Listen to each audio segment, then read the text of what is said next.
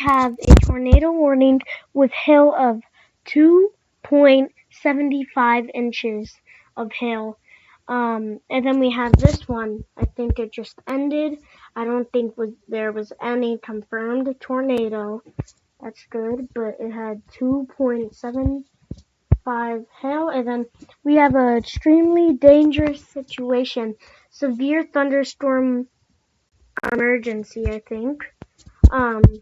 Tornado possible. And 2.75